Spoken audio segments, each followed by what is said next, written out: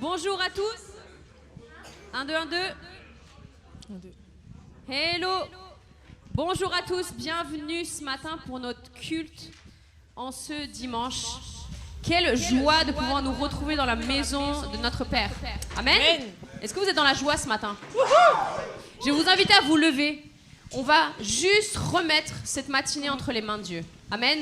Parce que j'ai une certitude dans mon cœur, c'est que notre Père ce matin, il a quelque chose pour toi. Amen. Ce n'est pas un dimanche comme les autres. Peut-être qu'on a pris cette bonne habitude de venir à l'église, mais Dieu a quelque chose de frais pour toi ce matin. Alors est-ce qu'on peut juste lever nos mains au ciel et on va accueillir la présence de Dieu ce matin. Saint-Esprit, sois le bienvenu en ce lieu. Nous voulons t'accueillir, nous voulons te recevoir, nous te cherchons ce matin. Nous croyons, Seigneur, que tu es dans notre maison aujourd'hui. Nous croyons, Seigneur, que tu as quelque chose de frais, de nouveau pour nous aujourd'hui. Et nous voulons le recevoir. Saint-Esprit, merci de faire la place en nous pour qu'on puisse accueillir ce que tu veux semer dans nos vies aujourd'hui. Que toute préoccupation, que toute distraction puisse disparaître et laisser place à ta parole, à ta présence et à ce que tu veux semer dans nos vies ce matin. Alléluia! Est-ce qu'on peut se réjouir? Est-ce qu'on peut acclamer le nom de notre Seigneur Jésus-Christ? Alléluia, c'est parti! On peut taper des mains ensemble? C'est parti. Tu n'es pas un Dieu créé par la main de l'homme. Tu n'es pas un Dieu qui dépend de l'homme mortel. Tu n'as pas besoin de nos dons ni de nos offrandes. C'est ton plan et c'est ta volonté. Tu n'es pas un homme, encore une fois. Tu n'es pas un Dieu créé par la main de l'homme.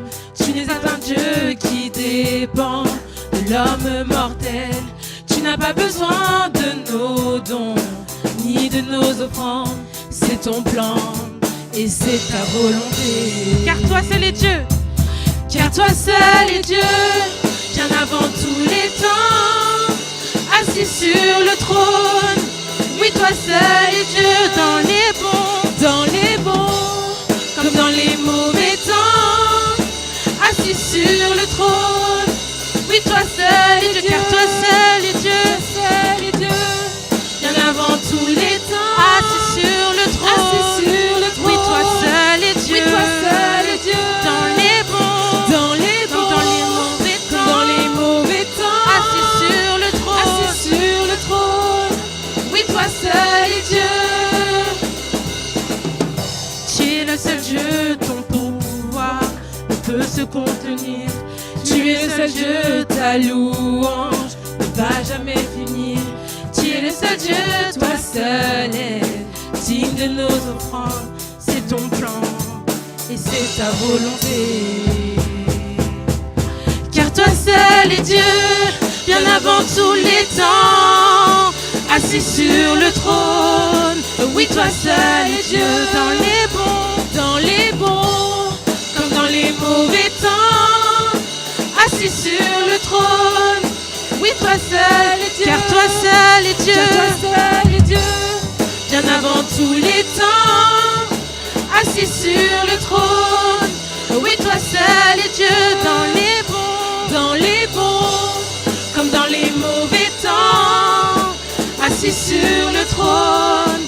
Oui, toi seul est Dieu. On va déclarer ensemble: incomparable, inébranlable, à l'infini.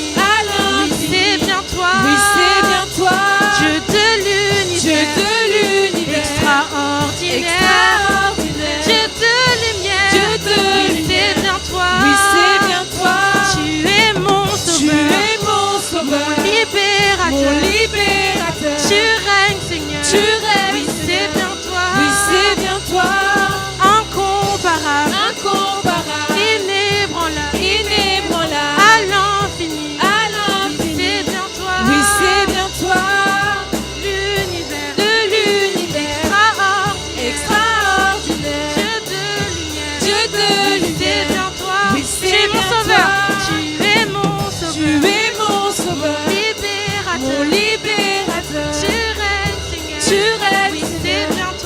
Car toi seul est Dieu, bien avant tous les temps,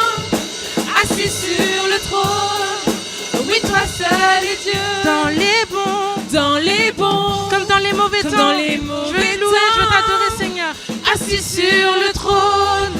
Oui, toi seul est Dieu. Car toi seul est Dieu. Car toi seul est Dieu. Bien avant tous les temps. Assis sur le trône. Oui, toi seul est Dieu. Dans les bons, comme dans les mauvais temps. Assis sur le trône. Oui, toi seul est Dieu. Car toi seul est Dieu. Bien avant tous les temps. Assis sur le trône. Oui, toi seul est Dieu. Dans les bons, comme dans les mauvais temps. Assis sur le trône. Oui, toi seul est Dieu. Car toi seul est Dieu.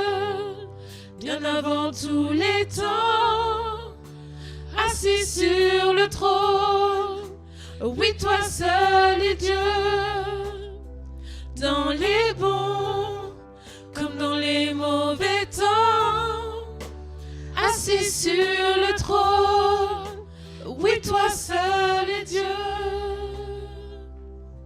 Alléluia. Est-ce qu'on peut acclamer notre Dieu ce matin?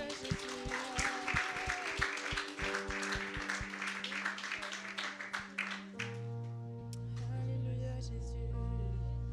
Car toi c'est le Dieu, c'est ce qu'on veut déclarer ce matin. Dans les bons comme dans les mauvais moments, on veut prendre cette décision de vouloir t'adorer. Parce que tu as dit que tu seras avec nous tout le temps. Jamais tu nous abandonnes, Seigneur. Et vraiment, ce matin, prends ta place dans ce lieu. On veut vraiment tout te remettre.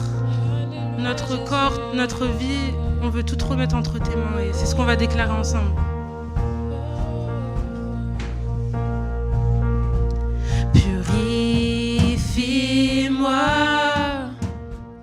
Purifie-moi, je suis tout à toi. Je suis tout à toi. Purifie-moi. Purifie-moi. Purifie-moi, je suis tout à toi. Je suis tout à toi. Purifie-moi. Purifie-moi. Purifie-moi. Je suis tout à toi. Je suis tout à toi. Encore une fois, purifie-moi. Purifie-moi. Purifie-moi, je suis tout à toi. Je suis tout à toi. Entoure-moi de ta gloire. Entoure-moi de ta gloire. Remplis-moi de ton amour. Que ma coupe déborde. Que ma coupe déborde. Entoure-moi encore une fois. Entoure-moi de ta gloire. Remplis-moi de ton amour. Que ma coupe déborde. Que ma coupe déborde.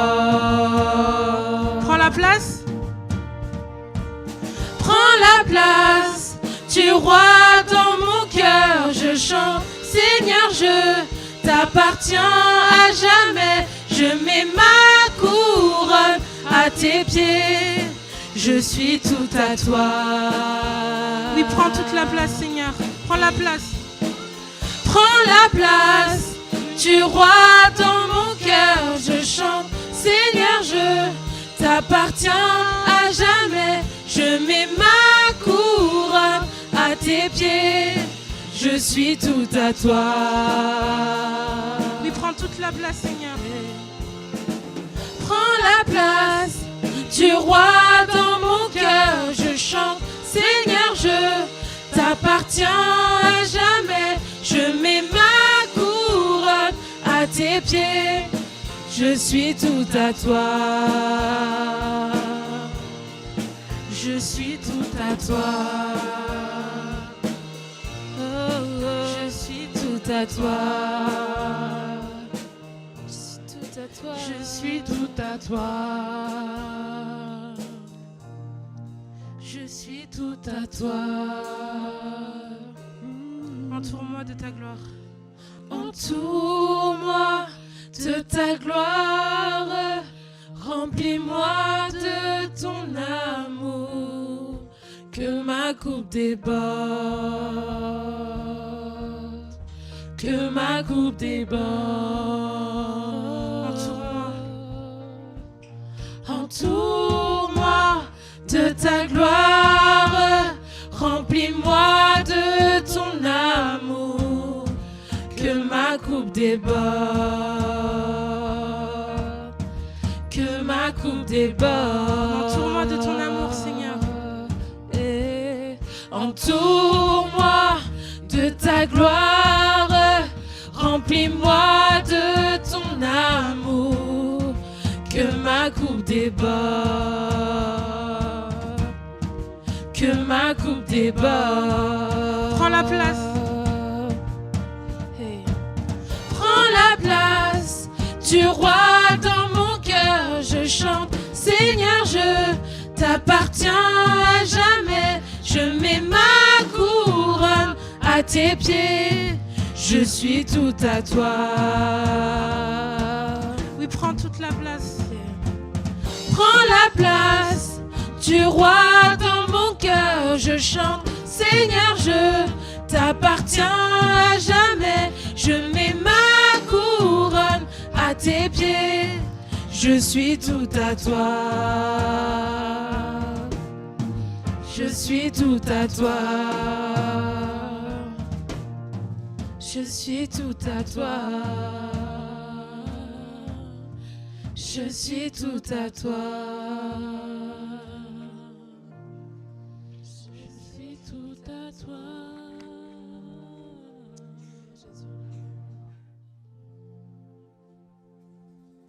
Je suis tout à toi. Alléluia Jésus. Toute la place.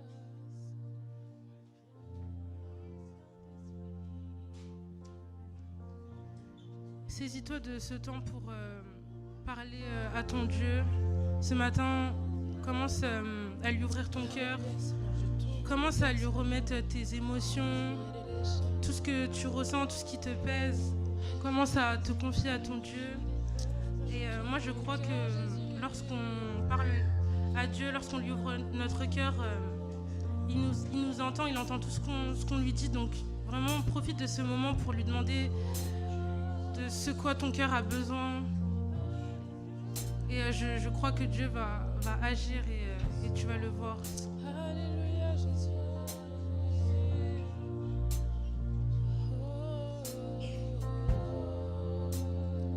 Cet air que je respire, cet air que je respire, c'est ta présence qui vit en moi. Ce pain de chaque jour. Ce pain de chaque jour. Ce pain de chaque jour. C'est ta parole, c'est ta parole. Donnez pour moi. Donnez pour moi. Cet air que je respire d'une seule voix. Cet air que je respire. Cet air que je respire. C'est ta présence, c'est ta présence qui vit en moi, qui vit en moi. Ce pain jour après jour, ce pain jour après jour, ce ce pain jour après jour. C'est ta parole, c'est ta parole, donnée pour moi. Et moi,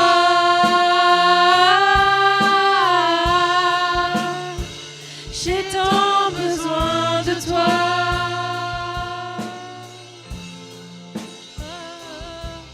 Et moi,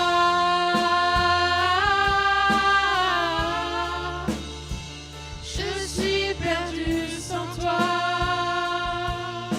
Et moi, et moi, et moi, et moi,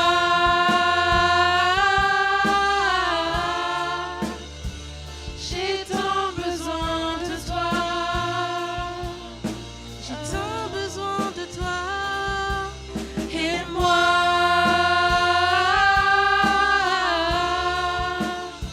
je suis perdue sans toi. Cet air que je respire, cet air que je respire, cet air que je respire, c'est ta présence, c'est ta présence qui vit en moi.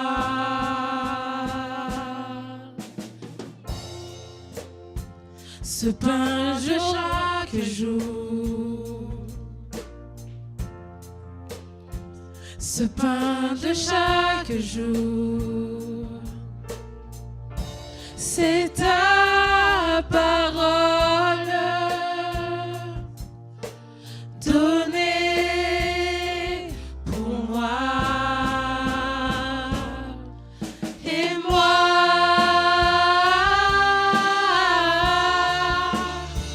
j'ai tant besoin de toi.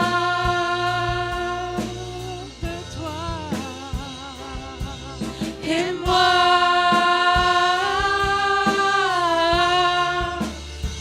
je suis perdue sans toi.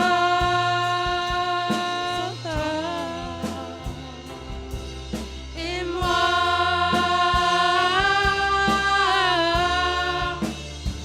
j'ai tant besoin de toi.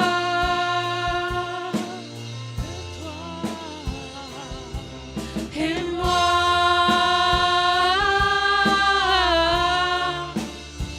je suis perdue sans toi. Sans toi.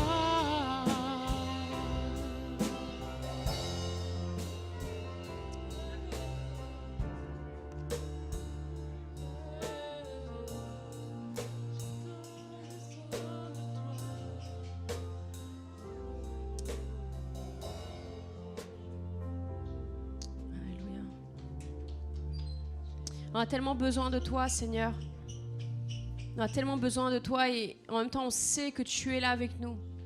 Que tu es présent avec nous dans les bons comme dans les mauvais moments, dans nos problèmes, dans nos maladies, peu importe les circonstances, nous savons que tu es avec nous, Seigneur. Amen. Alléluia. Amen. Amen, Église. Bienvenue à ceux qui nous ont rejoints pendant ce temps de louange. Je vous en prie, installez-vous. On va passer un temps de Sainte Seine.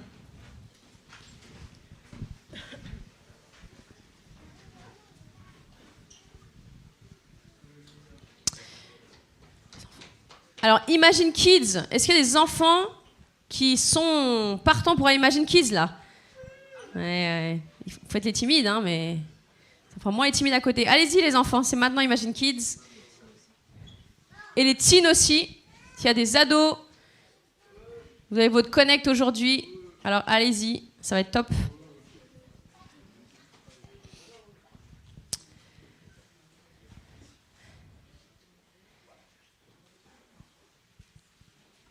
Alors, combien d'entre vous êtes heureux d'être là ce matin? Amen. Mais combien d'entre vous venez ce matin chargés? Je crois que si on se met à réfléchir, on a tous peut-être quelque chose en nous qui a besoin de l'intervention de Dieu. Amen. Et j'ai envie de dire, c'est la vie. Dieu nous a dit qu'il serait avec nous, mais il nous a pas dit qu'on n'aurait jamais de problème, qu'on n'aurait pas de maladie, que tout irait super bien dans nos vies. Il nous a dit qu'il serait avec nous. Et c'est ce que nous croyons. Amen. Et on peut être malade, on peut être chargé, on peut venir avec des péchés, des choses qui nous éloignent de Dieu.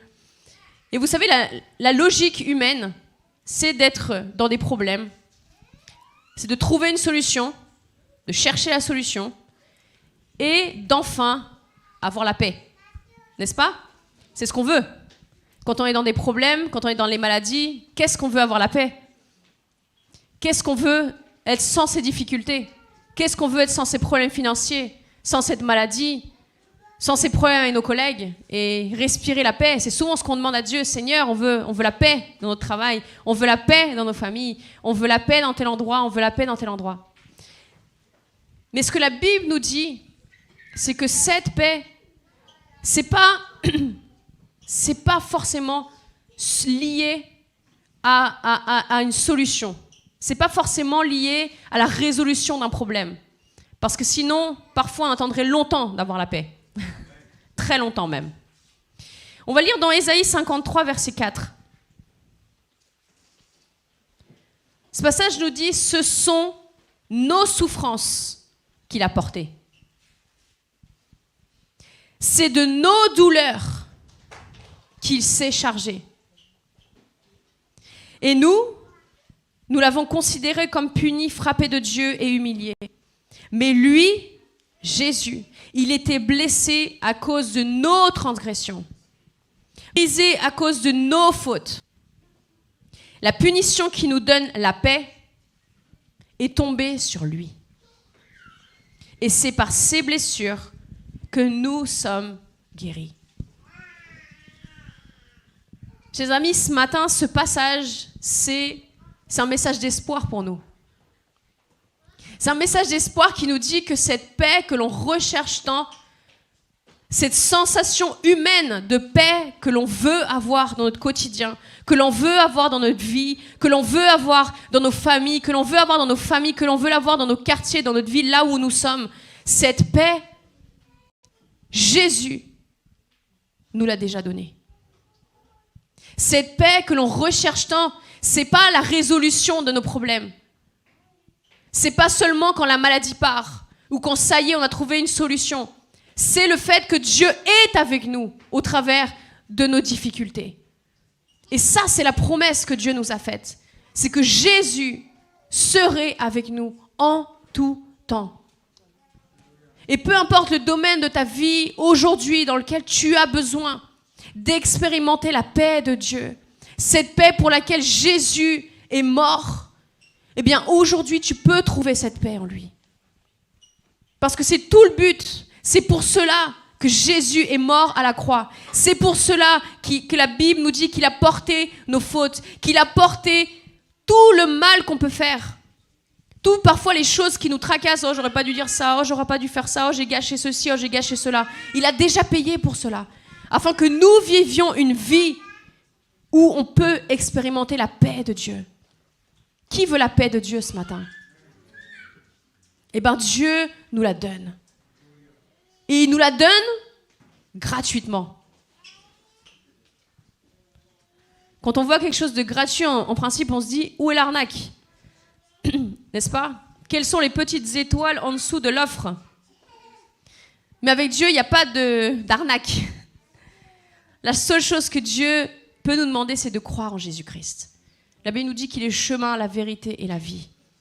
Nul ne vient au Père que par Jésus-Christ. Et ce matin, alors qu'on prend cette sainte scène, j'aimerais vous encourager à vous rappeler que cette paix que vous recherchez, cette paix que tu souhaites, cette paix peut-être à laquelle tu travailles, Dieu peut l'apporter dans ta vie. Dès le moment où tu commences à compter sur Jésus et plus sur ta manière de solutionner les choses. Dès que tu commences à compter sur les forces surnaturelles de Dieu et plus sur ton intelligence, plus sur comment rechercher des solutions. Amen. Apportons les choses à notre Père dans la prière. Parlons à Dieu. Seigneur, j'ai besoin de toi, j'ai besoin que tu agisses dans ce domaine de ma vie. Tu sais à quel point c'est le chaos là.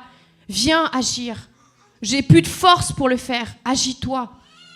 Et c'est alors que la paix de Dieu vient, parce que c'est alors que Dieu intervient. Et je pense qu'un des signes d'intervention de Dieu dans nos vies, c'est aussi cette paix qui nous accompagne. C'est ce qui fait que, en tant que chrétien, on peut sourire dans la maladie. Bien sûr, on a des souffrances, mais le fait qu'on les amène à Dieu, Dieu nous fait expérimenter cette paix surnaturelle de Dieu. C'est ce qui fait qu'on peut souffrir, qu'on peut chanter, peu importe les circonstances. Ce n'est pas quelque chose d'hypocrite qu'on fait le dimanche, quand on loue Dieu et qu'on le remercie. C'est parce que nous avons foi qu'il a déjà payé pour ça, qu'il a déjà la réponse pour ça, qu'il a déjà la solution pour nous, et que cette solution n'est pas dans des choses humaines, mais qu'elle est dans des choses surnaturelles qui viennent seulement de notre Père. Amen. Alors ce matin, je vous encourage. Aspirons à cette paix qui vient de Dieu. La Bible nous dit, déposons nos fardeaux à ses pieds. Et au-delà qu'une jolie phrase, c'est la vérité. Qu'est-ce que c'est déposer mes fardeaux aux pieds de Dieu? C'est Seigneur, prends ça. Interviens. Je vais arrêter de lutter. Interviens-toi. J'ai besoin de ton intervention divine. Et ce matin, c'est ce que nous allons déclarer. Peu importe les circonstances aujourd'hui qui peuvent nous empêcher d'avancer dans notre relation avec Dieu. Et je crois qu'on en a tous. Mais que la paix de Dieu puisse intervenir. Que la puissance de Dieu puisse venir apporter des réponses. Puisse être la lumière dans l'obscurité. Puisse être la sortie dans nos ténèbres. Amen. Merci Patrice.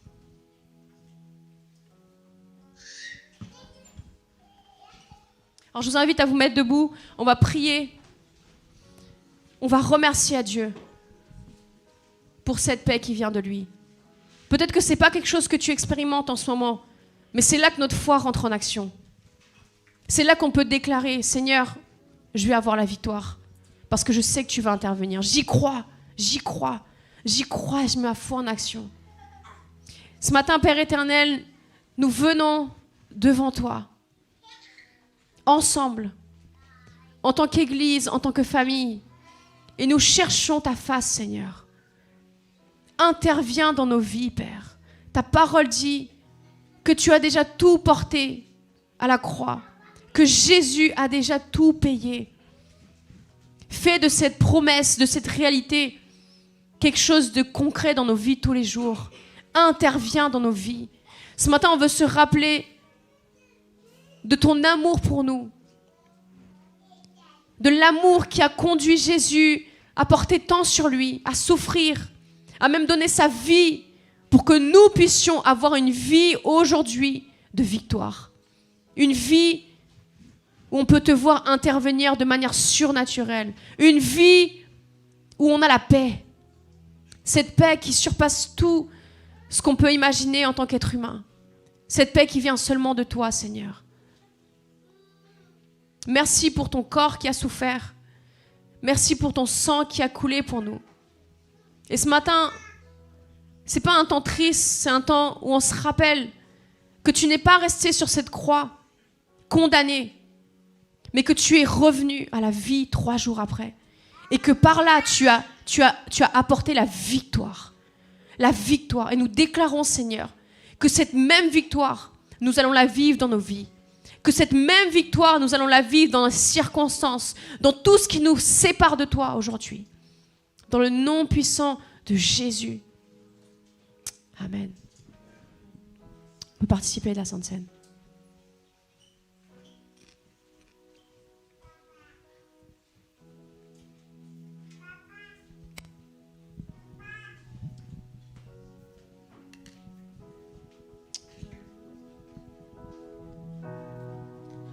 Il n'y a pas d'autre Dieu que toi.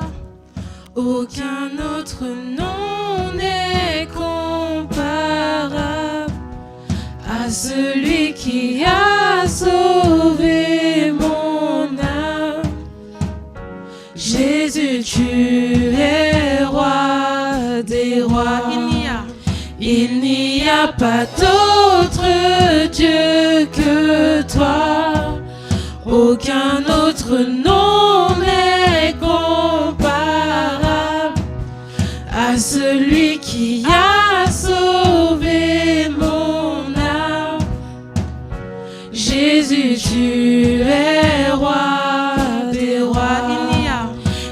Il n'y a pas d'autre Dieu que toi.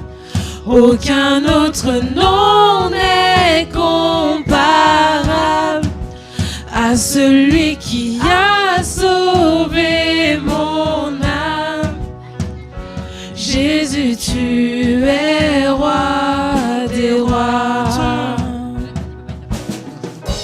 Ton nom a calmé la tempête. Ton nom a éclairé la voie. Ton nom a effacé ma dette. Ton nom a vaincu à la croix. Ton nom a guéri mes blessures. Ton nom a rebâti mes ruines. Ton nom a écrit mon futur. Ton nom a transformé ma vie. Alléluia, Jésus. Il n'y a pas d'autre Dieu que toi. Aucun autre nom n'est comparable à celui qui a sauvé mon âme. Jésus, tu es roi des rois. Amen. Yes, je vous en prie, prenez place. J'ai quelques annonces à vous faire. Tout d'abord, aujourd'hui commence notre 3e semaine de campagne. On a séparé 40 jours en ce début d'année pour nous concentrer sur un seul thème, avoir une vie plus saine. En principe, ça fait partie des résolutions de début d'année. Cette année, je mangerai plus sain. Cette année, je ferai du sport. Cette année, je vais perdre tant de kilos. Cette année, je serai comme ci, je serai comme ça. Et bien, cette année, l'Église s'associe à vous pour que vous puissiez atteindre vos objectifs. C'est pas beau, ça ? Et non seulement on vous encourage au travers de messages dans différents domaines de votre vie, mais en plus de ça, on met aussi en place des choses dans notre église. Si vous n'allez pas à la salle de sport, que vous ne bougez pas beaucoup, les mardis soirs à 18h, nous avons des cours de sport ici à l'église. Et non, vous ne rêvez pas. En plus, c'est gratuit. La petite astérisque en bas du truc, c'est que vous allez avoir des courbatures. Voilà. Mais bon, apparemment, avec beaucoup d'eau, on s'en remet. Donc, rendez-vous mardi, ici, à 18h, pour un cours de sport avec notre coach Alex, qui est un jeune passionné de sport et qui est venu aussi servir notre église au travers de ce projet, de donner des cours du coup, de sport les mardis pendant cette campagne. Donc, inscrivez-vous, vous pouvez envoyer un message au mail de l'église, vous pouvez envoyer un message sur le WhatsApp de l'église et on prendra votre inscription pour, du coup, mardi soir et bouger en tant qu'église. C'est génial, ça. Ensuite, nous avons aussi nos soirées de louanges le 3 février et le vendredi, 3 février à 20h. La semaine prochaine, la semaine qui vient, nous avons une journée, du coup, sur le thème de la jeunesse, parce que c'est la rencontre des teens, qui sont nos ados, Imagine Teen à 14h30, et la soirée Youth à 19h, ici, dans notre église. Donc, c'est la journée des jeunes, ici à l'église, donc c'est super. Si vous connaissez des adolescents qui ont besoin d'être avec d'autres jeunes, d'être encouragés, qui ont besoin de Jésus, invitez-les, amenez-les, ils seront bien accueillis ici. Si vous avez des jeunes de plus de 18 ans qui veulent aussi rencontrer d'autres jeunes, entendre parler de Jésus, ou juste bien manger, amenez-les, ce sera déjà une super opportunité qu'ils puissent entendre l'évangile. Amen. Donc je vais passer la parole à notre pasteur, quelques instants.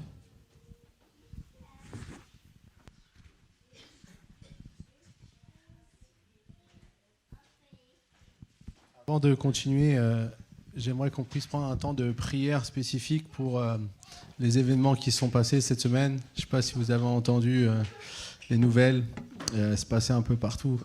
Et déjà, c'était vraiment c'est éprouvant pour les familles, premièrement, ceux qui ont perdu un jeune de 16 ans.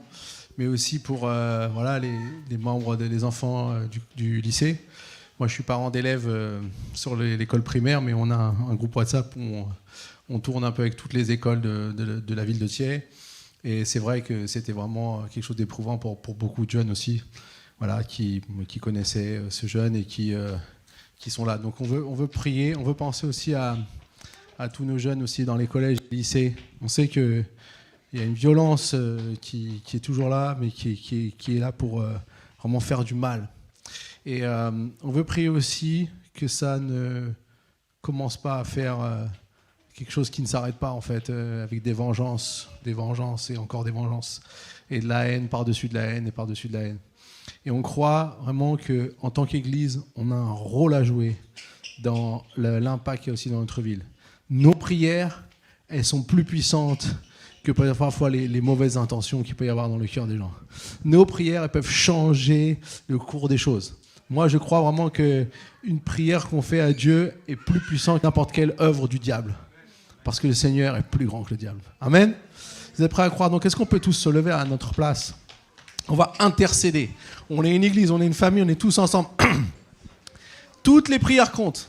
Chaque chose que vous pourrez aussi proclamer, vous avez la liberté de pouvoir le faire pendant ce moment, qu'on puisse vraiment remettre ce temps, qu'il n'y ait pas d'autres jeunes qui meurent à cause de cette histoire, que Dieu puisse intervenir. Seigneur Jésus, on vient vers toi en tant qu'Église parce que nous voulons la paix de nos villes, la paix dans notre pays. Nous voulons la paix, Seigneur, dans toutes ces situations difficiles, de guerre, de territoire, d'affrontements, parfois que certains ne savent même plus pourquoi ils existent. Et Seigneur, nous savons que toi, tu es celui qui est tout puissant. Saint-Esprit, toi, tu peux aller toucher un cœur. Tu peux changer la décision d'une intention qui peut venir de la part de cette souffrance, de cette désarroi, d'avoir perdu quelqu'un de sa famille, d'avoir perdu quelqu'un de proche, d'avoir perdu quelqu'un de son quartier. Seigneur, merci parce que, Seigneur, nous voulons prier en tant qu'Église. Non, nous ne voulons pas d'autres victimes. Non, nous ne voulons pas d'autres haines, Seigneur.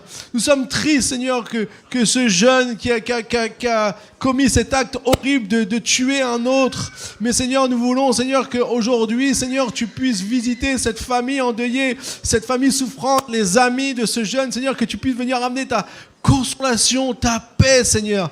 Comme nous l'avons entendu ce matin, Seigneur, tu peux amener la paix, Seigneur. Nous prions pour que cette paix envahisse, Seigneur, cette famille, Seigneur. Et je te prie, Seigneur, aussi pour celui et la famille de celui qui a commis cet acte horrible, Seigneur. Je te prie que tu viennes le rencontrer, Seigneur. Que tu viennes le visiter, Seigneur. Merci, Seigneur, parce que, Seigneur, tu peux toucher les cœurs. Et nous prions, Seigneur. Nous nous opposons à toute œuvre du diable qui veut créer de la haine et encore plus de la haine, de la violence et de la destruction et des pleurs et des souffrances de part et d'autre, parfois pour des jeunes qui n'ont rien à voir. Seigneur Jésus, en tant qu'Église, nous voulons faire monter notre voix vers le trône de la grâce, celui de qui sortent toutes les bénédictions spirituelles. Et Seigneur, nous voulons, Seigneur, agir, que tu puisses agir, Seigneur, sur nos villes. Tu touches la ville de Thiers, tu touches toutes les villes, Seigneur, qui sont touchées par ce drame, et tu touches la ville de Choisy, Seigneur, où est venu celui qui a commis ces actes atroces. Et nous prions, Seigneur, amène ta paix. Pas une paix humaine, mais une paix divine. Une paix qui vient d'en haut, de là où il y a le ciel, où il y a le trône de gloire, où toutes choses sont parfaites. Seigneur, envoie cette paix, Seigneur, maintenant. Au nom puissant de Jésus, nous allons prier. Amen. Amen. Merci, Église. Que Dieu bénisse et pensez à prier pour tout le monde, pour toutes ces actions encore dans les jours et les semaines à venir. Merci. Yes. On croit que Dieu nous a mis ici à Choisy pour une raison, pour être la lumière. Amen. Nous croyons aussi que chacun de nos jeunes est une lumière là où il est. Prions pour nos adolescents, pour nos jeunes qui sont dans ces collèges, dans ces lycées, afin que Dieu puisse apporter la paix aussi au travers de chacun d'eux. Amen. On a une petite nouveauté depuis quelques semaines dans l'église, ce sont ces enveloppes. Peut-être que vous les avez vues, peut-être que vous ne les avez pas vues. Mais en tout cas, c'est pour faciliter nos dons. Donc nos dîmes et aussi nos offrandes, n'hésitez pas à en prendre même quand vous partez pour préparer vos dons de la semaine prochaine. Et donc il Il y a 2 petites cases. La première, donc, il s'agit de l'église. Le nom de l'église, donc c'est Église apostolique de Choisy-le-Roi, c'est pour les dîmes et les offrandes. Le deuxième en dessous, c'est tout ce qui concerne la mission. Donc sachez qu'au travers de notre église, nous soutenons aussi tout ce qui est mission locale, comme Imagine School par exemple, mais aussi tout ce qui est mission à l'étranger, comme par exemple le pasteur Shehan qui est au Sri Lanka, qui est pasteur là-bas, qui est aussi prof dans l'école biblique. Donc nous le soutenons au travers de ce compte-là, de cette association qui est la Diaconie apostolique. Donc il y a des petites cases pour mettre votre nom, votre prénom, la date d'aujourd'hui afin qu'on puisse comptabiliser chacun de vos dons. Voilà, donc continuons à semer dans la maison de Dieu. Amen. Parce que nous savons que ce que nous semons ici est éternel. Amen. Nous savons que nous allons porter du fruit au-delà de ce que nous pouvons voir aujourd'hui. Amen. Il y a des générations qui vont venir après, qui vont récolter ce que nous semons. Rien que nous, on bénéficie de cet endroit, de cette église, de ces murs, parce que des personnes, il y a une 50aine d'années, ont été fidèles dans leurs dîmes et dans leurs offrandes. Et vraiment, on peut être reconnaissant à Dieu pour ça. Et pensons à tout ce qui vient après, à toutes ces vies qui vont être transformées en ce lieu, à toutes ces personnes qui vont être bénies ici, au travers de ce que nous faisons. Et vraiment, continuons à être fidèles à Dieu dans nos dîmes et être fidèles à Dieu dans nos offrandes. Amen, Église. Je vous invite à vous lever. On va faire ça en musique. On va louer Dieu avec nos dîmes, avec nos voix. Et puis, n'hésitez pas, du coup, quand vous partez, à prendre vos enveloppes et à les remplir. Amen.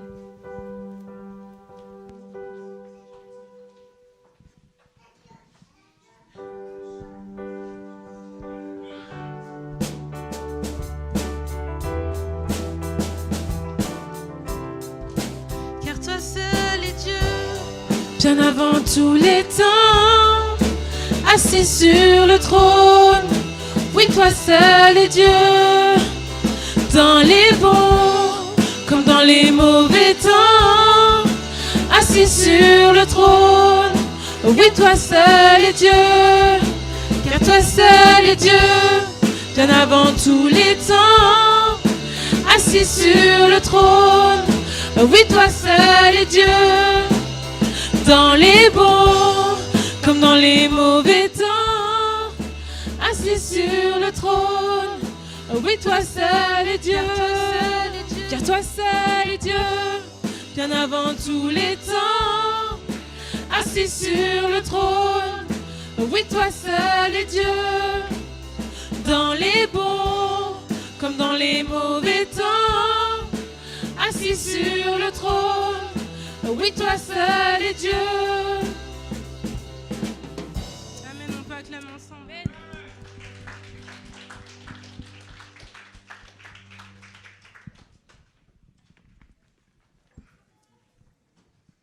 On peut remercier notre équipe de louanges ce matin. Bon.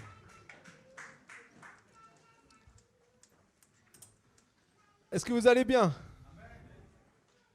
1, 2. Est-ce que vous êtes en forme? J'ai une réponse un peu timide. Qui est à fond là pour vivre une vie plus saine? Qui c'est qui a déjà fait au moins 3 nouvelles choses depuis le 1er janvier pour vivre une vie plus saine? Levez la main, allez. Il y en a qui n'osent pas trop, ils ont la main à moitié levée. J'en ai fait que 1,5. Je vais vous encourager à y aller, de vous lancer. Même si ce n'est pas toujours parfait, allez-y, lancez-vous. C'est important. Aujourd'hui, la 3e semaine, le thème du message, c'est se fixer des buts par la foi. Se fixer des buts par la foi. Combien de fois vous avez dit, cette fois, c'est décidé, cette année, je ne ferai plus ceci ou je ferai cela? Ça vous est déjà arrivé? Oui. Et 2 semaines plus tard, vos bonnes intentions sont tombées dans les oubliettes. Et la vie a repris son cours. En fait, la question qu'on peut se poser, c'est que faudrait-il mettre en place pour qu'on respecte nos engagements? Moi, j'ai déjà à de nombreuses reprises, me dit que je ferai plus ceci ou plus cela. Et malheureusement, la vie parfois m'a rattrapé. Je me suis rendu compte que je refaisais ces choses et j'ai laissé tomber. Est-ce que je suis tout seul? Ah, ça va. Ouf. Alors, qu'est-ce qu'on pourrait faire pour qu'on respecte nos engagements? En fait, on aimerait certainement voir une amélioration dans le domaine de la santé, de nos finances, de nos relations, de notre carrière. Comment instaurer ces changements? La chose essentielle, et là, il faut vraiment que vous ouvriez bien vos oreilles. La chose essentielle, c'est un truc tout simple, mais un truc très puissant. Il faut croire que c'est possible. Parfois, on prend des décisions, on dit on va arrêter ça, mais au fond, nous on dit tu vas pas y arriver, ça va être dur. Tu vas voir, tu vas galérer. Ça va pas être facile. Et en fait, quand on se rend compte que c'est comme ça, parce que souvent c'est comme ça quand même, faut dire la vérité, on se dit ah, c'est vrai, je vais pas y arriver. Mais aujourd'hui, j'aimerais vous dire que pour vous fixer un but et pour que vous puissiez l'atteindre, il faut partir sur la base que nous expérimentons déjà dans notre vie chrétienne, qui est la foi. Croire que c'est possible. Nous devons avoir la foi pour croire au changement et se fixer des buts. Un jour, j'ai demandé à un psychiatre, avec toutes les années d'expérience, quel est le traitement qui a été le plus utile à tes patients. Celui qui a fait une différence dans la vie de ceux qui souhaitent un changement, il a répondu sans hésitation. La chose plus utile que je peux apporter à mes patients confrontés à un problème personnel ou relationnel est des buts personnels.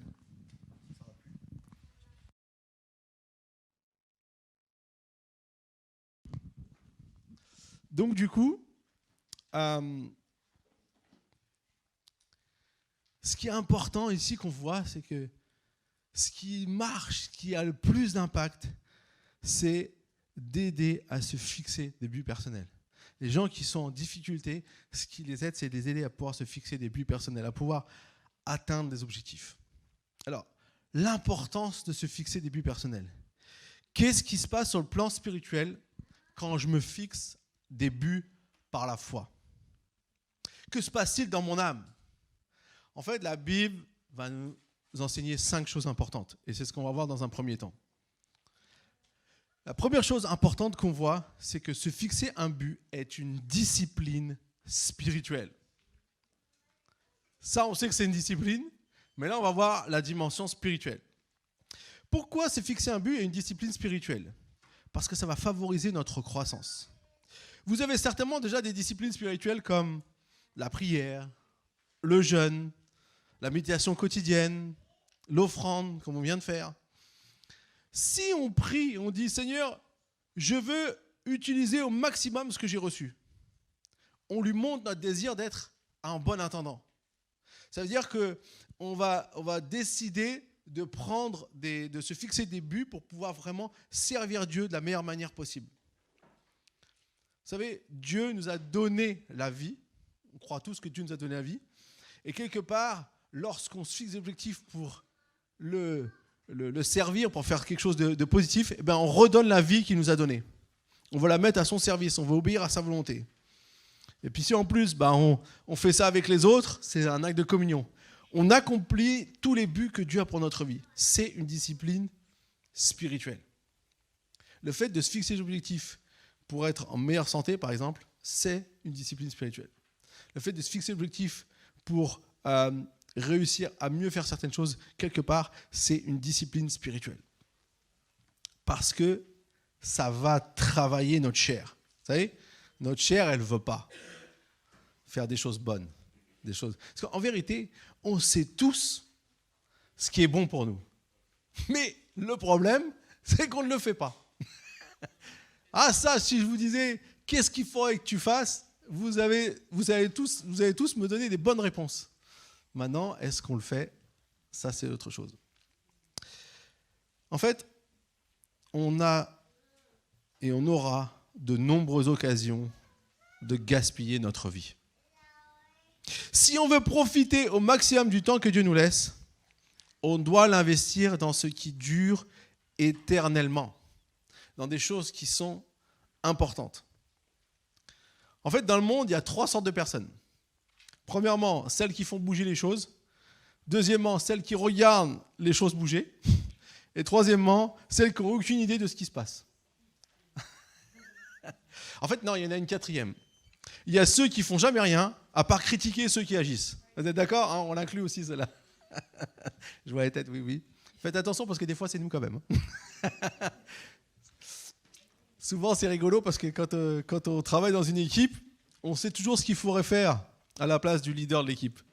Le jour qu'on est leader, on fait face à toutes ces personnes. Et on se rend compte, j'aurais peut-être dû être un peu moins virulent quand j'étais dans... C'est la bonne formation. En fait, on doit se fixer des buts dans tous les domaines de notre vie parce que, vous savez quoi, Dieu nous a donné l'exemple. En fait, Dieu est celui qui fixe des objectifs, des buts. Peut-être que vous ne l'avez pas réalisé, mais Dieu a fixé des buts concernant l'histoire qui ne sont pas encore réalisés. Il a des buts pour l'Église, il a des buts pour ta vie qui ne sont pas encore réalisés. Dieu, c'est un planificateur. Il aime fixer des buts. Il veut que nous lui ressemblions. Éphésiens 1,10 nous dit ceci. Ce projet, Dieu voulait le réaliser au temps choisi par lui. Vous voyez, il avait fixé un objectif et il avait même déterminé quand est-ce qu'il allait se réaliser. Nous voyons que Dieu a un plan. Il ne laisse pas les choses aller comme bon leur semble. En fait, quand on vit une vie où on surfe sur ce qui se passe, on ne va jamais réussir à vraiment pouvoir accomplir des choses. On va toujours être en train de réagir. Comme on dit, au lieu d'être réactif, il faut être proactif. En fait, quand on se fixe des objectifs, on reprend le contrôle parfois. Il y aura des choses qu'on n'a pas prévues qui vont se passer. Je ne dis pas qu'on maîtrise toutes les circonstances, mais on va réussir à traverser ces choses. Et en fait, ce qui est intéressant, c'est que Dieu, lui, on voit ici, il planifie. Certains disent, oh, je vais faire confiance à Dieu, mais je ne vais rien prévoir pour ma vie. Je me laisse porter par le courant. Ça, c'est pas spirituel. Si je dois vraiment dire le mot que c'est stupide. Tant pis, on en prend tous un petit peu. La Bible dit que Dieu conçoit des projets et qu'on devrait en faire autant pour ne pas aller à la dérive. Alors, si on regarde la suite du verset, il explique le but de pourquoi il a ce projet. Rassembler tout ce qui est dans les cieux et ce qui est sur la terre sous un seul chef, le Christ. C'était l'objectif de Dieu. Et vous savez, la Bible dit même que c'était un projet qu'il avait avant la fondation du monde. Donc il avait déjà planifié, il avait déjà fixé l'objectif. L'histoire atteindra son point culminant, vous savez, quel jour? Le jour du jugement. Ouh, on en a peur. Mais la Bible dit, où tout genou fléchira, où toute langue confessera que Jésus-Christ est Seigneur. On se dirige vers ce but. Les bouddhistes, ils croient qu'il y a un cycle de vie qui s'enchaîne les unes après les autres. On se réincarne à chaque fois. Mais la Bible n'enseigne pas que les êtres humains prennent des naissances de manière répétitive. Non, la vie, c'est un mouvement linéaire, mais on va vers un but. Un jour, la terre passera. Un jour, Dieu créera de nouveaux cieux, une nouvelle terre. L'Apocalypse nous révèle tout ce qui arrivera bientôt. Ce n'est pas un cycle. Bien sûr qu'on connaît les cycles printemps, été, automne, hiver, si vous voulez. Mais on traverse des différentes étapes, mais on avance vers un but précis. Donc, la première chose, c'est se fixer un but. C'est une discipline spirituelle parce que c'est ce que Dieu fait aussi. Deuxièmement, les buts focalisent mon énergie. En fait, l'énergie non canalisée, elle se perd. L'énergie canalisée, elle dégage de la puissance. Si vous focalisez, vous allez avoir plus d'impact. 1 Corinthiens 9, 26 nous dit quoi? C'est Paul qui dit « Moi donc, je cours, mais pas comme à l'aventure. Je boxe, non, mais non pour battre l'air. » Paul ne tourne pas en rond et ne fait pas du surplace. Il court vers un but, il court pour gagner. En fait, se fixer un but nous aide à focaliser notre énergie. Parce qu'on ne peut pas tout faire. Moi, ça, je l'ai appris. J'aimerais bien être capable de tout faire. En fait, quand vous pensez comme ça, vous êtes en train de vous prendre un peu pour un petit Dieu. Et je vous garantis que vous n'avez pas les ressources de Dieu. Vous pouvez essayer, hein. vous allez vous casser les dents. En fait, ceux qui veulent tout faire, ils finissent épuisés et ils ne font plus rien. Et Dieu, il ne s'attend pas à ce que tu fasses tout. Tu n'as pas besoin d'essayer de régler tous les problèmes de la terre parce que tu as un cœur tellement grand, donc tu as envie de régler tous les problèmes de la terre. Non. Peut-être que tu as une part à prendre dedans. Mais si tu te focalises sur ça, tu vas amener quelque chose de positif qui va faire beaucoup de bien. De nos jours, on gaspille trop de temps sur des causes de second plan qui volent notre temps. Racheter le temps, ça veut dire quoi ? Ça veut dire bien utiliser le temps que Dieu m'a donné. Ça veut dire éviter de gaspiller du temps pour du superflu. Apprendre à connaître la différence entre les pressions et les priorités. Parfois, on nous met la pression pour un truc, mais ce n'est pas la priorité. Faire la différence entre l'activité et l'exploit. Entre la production et la reproduction.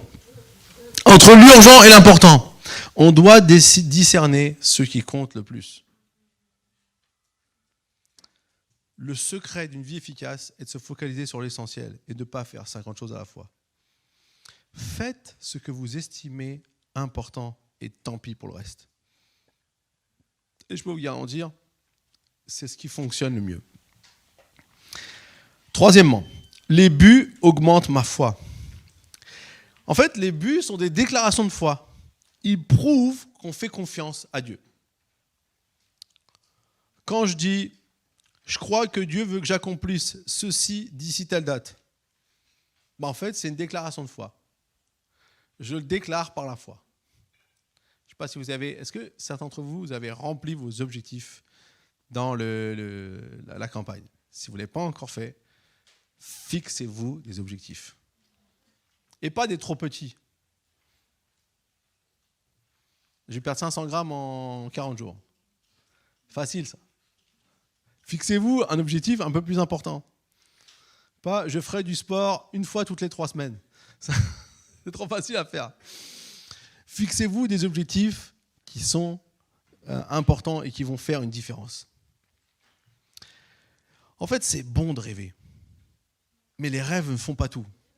À moins que tu te réveilles et que tu te mets au travail, rêver, ça ne va pas seulement t'apporter. En fait, il y a les rêves, et puis il y a les décisions, et enfin, il y a les objectifs, les buts. Beaucoup de personnes nourrissent de grands rêves, mais ne font rien. Alors, elles continuent à rêver. Comme on dit, c'est beau de rêver. Mais si tu veux que tes rêves deviennent réalité, il faut que tu te mettes en marche. Il faut que tu avances. Il faut que tu fasses des choses. Alors, il y en a certains qui prennent des décisions, mais ils devraient aussi apprendre à compter sur d'autres personnes, sur une équipe à laquelle ils peuvent rendre des comptes et sur la puissance de Dieu. Il y en a d'autres encore, ils savent qu'un but, en fait, c'est un rêve avec une échéance. Elles disent, à la fin de cette année, je pèserai tel ou tel poids, je serai plus fort, j'aurai lu 3 livres. Sans date, sans échéance, ce n'est pas un but. Un but à atteindre, il est spécifique, mesurable et limité dans le temps. En se fixant des buts, on grandit dans la foi. Qu'est-ce que nous dit Hébreux 11:6 ? Or, sans la foi, il est impossible d'être agréable à Dieu. Ou Matthieu 9:29 nous dit « Soyez traités conformément à votre foi ». En fait, on n'a pas éprouvé notre confiance en Dieu aussi longtemps qu'on n'a pas tenté quelque chose qu'on ne peut pas faire par soi-même. Tu veux grandir dans ta foi, tu veux grandir dans ta confiance en Dieu, demande-lui d'accomplir quelque chose que tu n'es pas capable de faire toi-même. Et là, tu es obligé de compter sur Dieu. Et là, tu es obligé de mettre ta foi en action. Si on peut tout assumer tout seul, on n'a pas besoin de foi. Les buts qu'on se fixe par la foi sont des buts ambitieux qui nous obligent à dépendre de Dieu. Vous savez que l'erreur la plus courante des chefs d'entreprise, c'est de se fixer des objectifs trop bas, qu'ils cherchent à atteindre trop rapidement. Ils devraient plutôt se fixer des buts plus élevés et consacrer le restant de leur vie à viser ces objectifs. En fait, si un but ne vaut pas l'investissement d'une vie, c'est qu'il ne vaut probablement pas la peine. savez, il y a des gens qui œuvrent pour une cause tellement grande qu'ils se donnent entièrement à elle. Très souvent, ces gens, ils vont accomplir des choses bien plus importantes que les petits objectifs qui sont faciles à atteindre. Si tu veux vraiment vivre quelque chose de concret dans ta vie, investis-toi dans quelque chose qui te dépasse.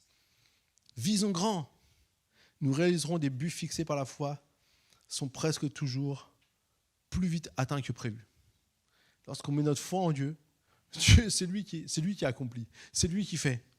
Et très souvent, il va nous amener à pouvoir le vivre avant même qu'on pensait y arriver.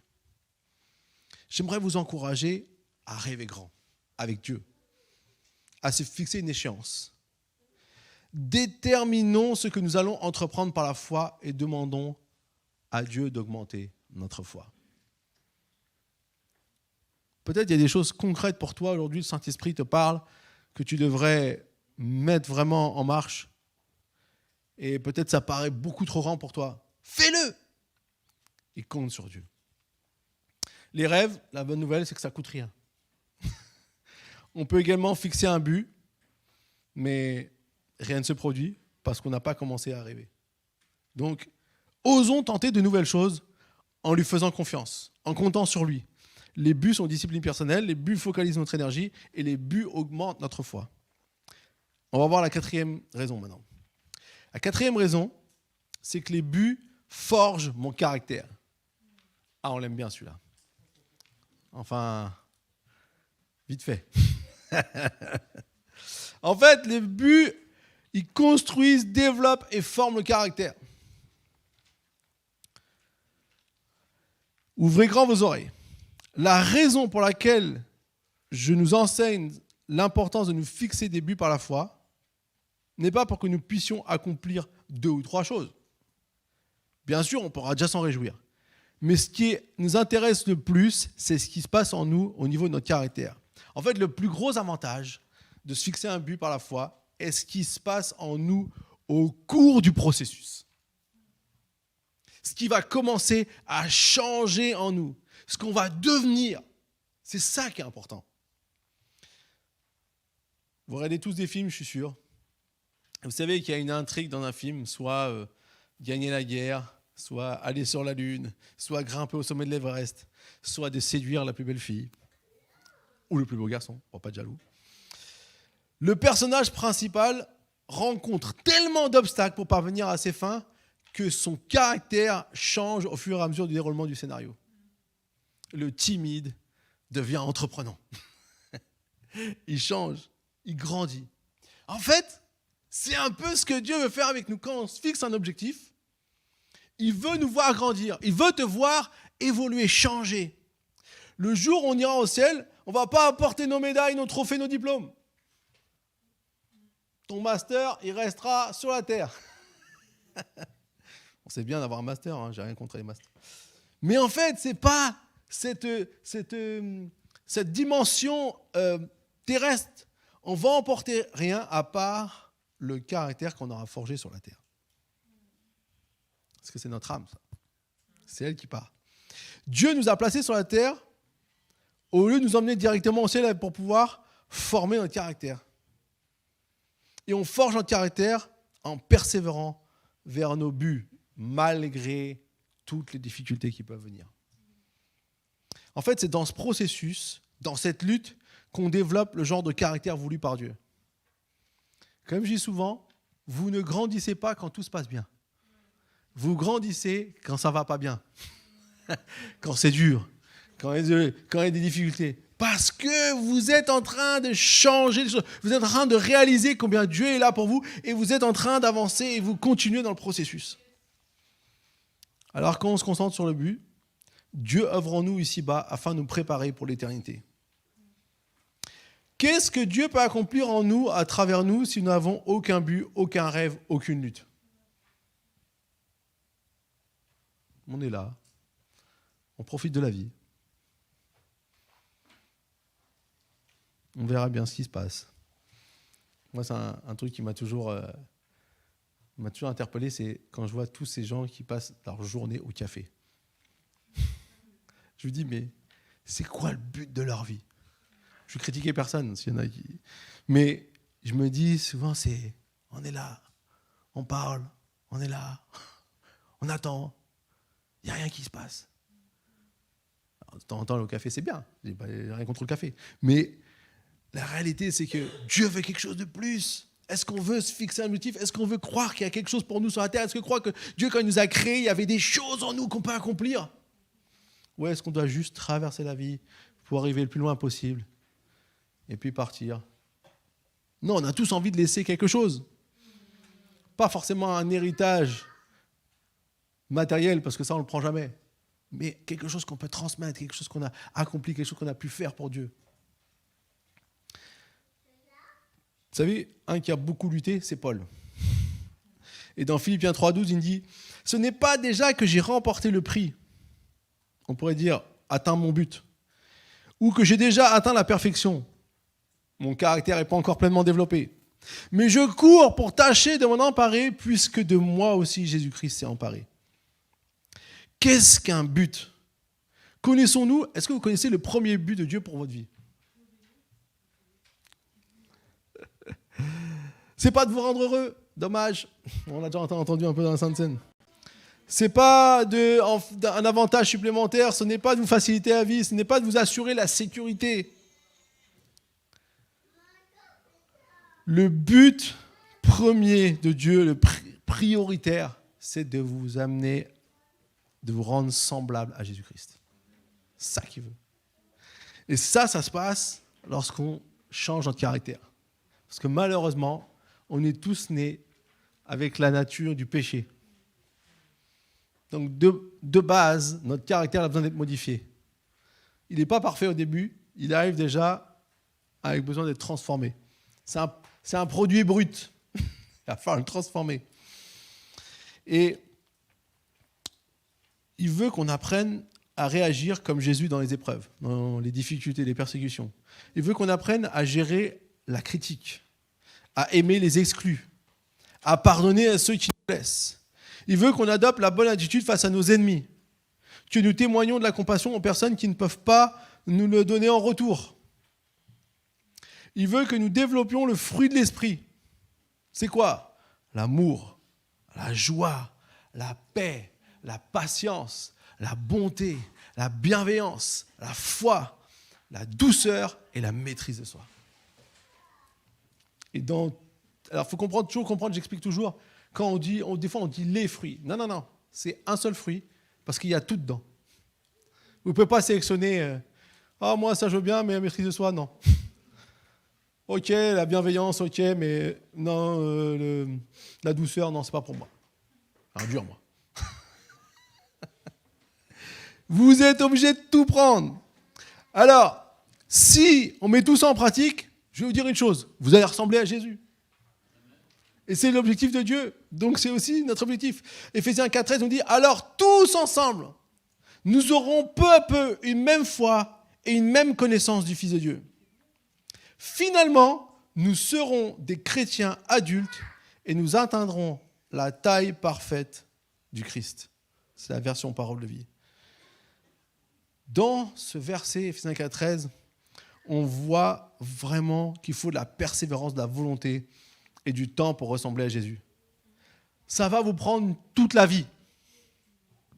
On ne va pas dire, ça y est, je ressemble à Jésus. Je me suis fait le look. C'est le look du caractère. C'est pas si tu as les cheveux longs, la grosse barbe, non, ça ne suffit pas. Il faut que toute ta vie, tu vas travailler pour pouvoir devenir un chrétien mature. Et ça ne marche pas quand on prend une pilule et ça y est, on ressemble à Jésus. On aimerait bien. On ne s'arrête pas subitement de se faire du souci. On ne devient pas patient en un jour. Nos accès de colère ne disparaissent pas d'un coup. Ni la peur, d'ailleurs. J'ajouterais quand même à moins d'un miracle. Parce que Dieu est toujours quand même capable de faire des miracles. Mais la plupart du temps, en fait, ce qu'on va faire, c'est un processus.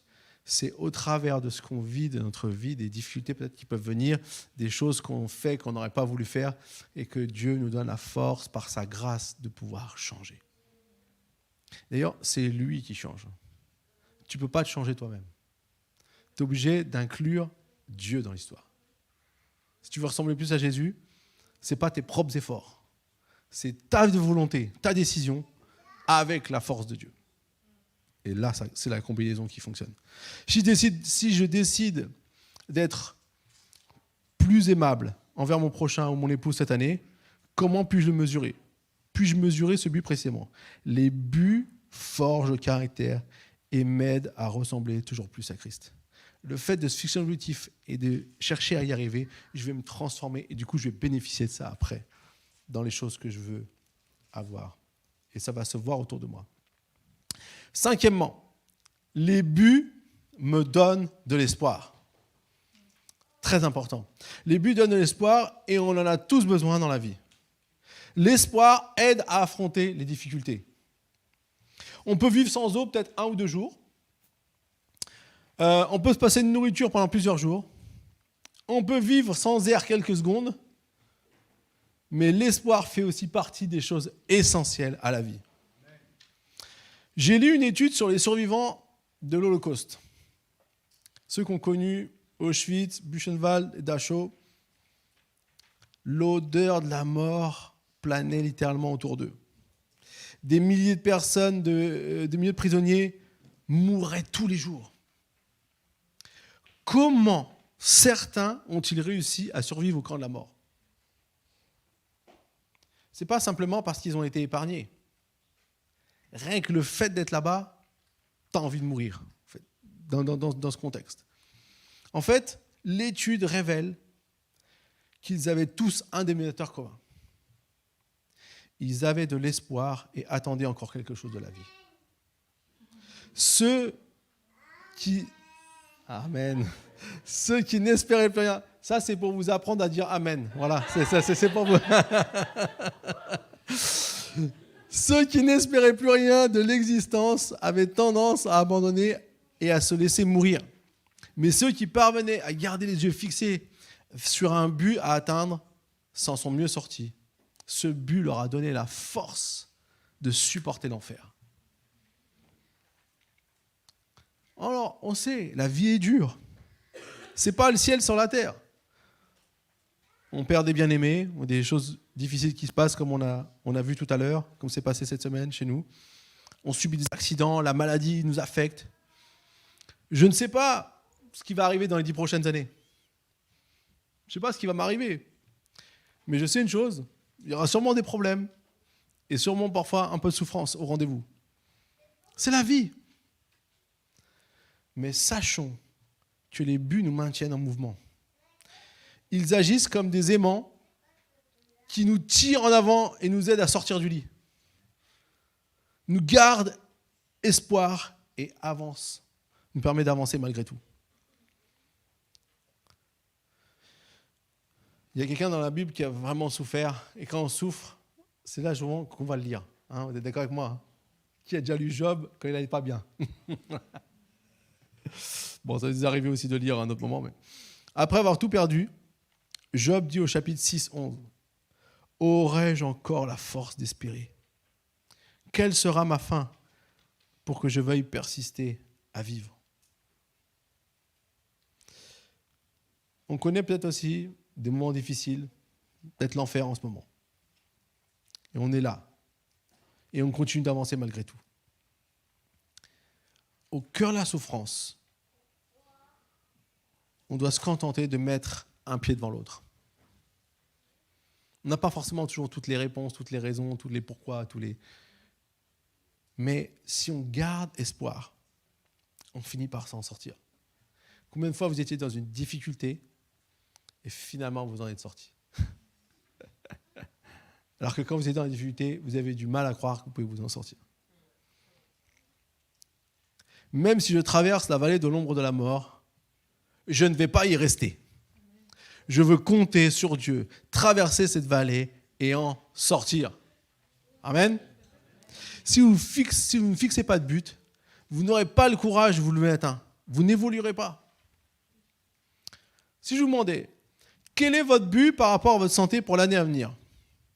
Et par exemple, si vous me répondiez, j'en ai pas, alors votre but, c'est de rester la même chose. Votre santé risque juste d'empirer. Si vous n'avez pas de but en ce qui concerne vos finances, rien ne changera, donc, et au pire, vous augmenterez vos dettes. Si je vous disais, quel est votre but sur le plan professionnel?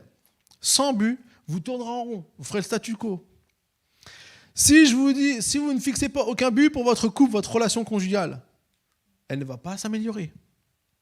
Si votre but quant à la relation avec le Seigneur, il n'y en a pas non plus, vous ne vous rapprochez pas de lui.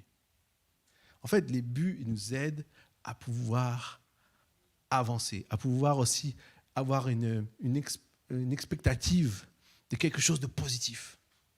Et c'est ce qui nous permet d'avancer. Les buts à long terme évitent le découragement engendré par les échecs. Tout le monde traverse des difficultés. On en a presque tous les jours. Mais si je me focalise sur le but fixé, les échecs du moment ne me pousseront pas à l'abandon et je pourrai continuer à servir et à voir que Dieu va pourvoir au bon moment en son temps. Vous savez, quand le peuple d'Israël était au milieu d'une des plus grandes difficultés qu'ils ont vécues lorsqu'ils sont partis à Babylone, c'était même au début, je crois, il y a le prophète Jérémie qui a prophétisé. Il dit, en effet, moi je connais les projets que je forme pour vous, déclare l'Éternel. Projet de paix, c'est ce que Dieu veut pour nous, et non de malheur, afin de vous donner un avenir et de l'espérance. En fait, on aime bien prendre ce verset parce qu'il est joli, il est bien, ouais. Mais il faut toujours se rappeler du contexte. Le contexte, c'est dans la difficulté. Et c'est dans la difficulté que tu dois te rappeler de ça. Bien sûr que Dieu, de base, il veut que tu sois heureux. Mais dans la difficulté, c'est là que tu as besoin de t'en souvenir.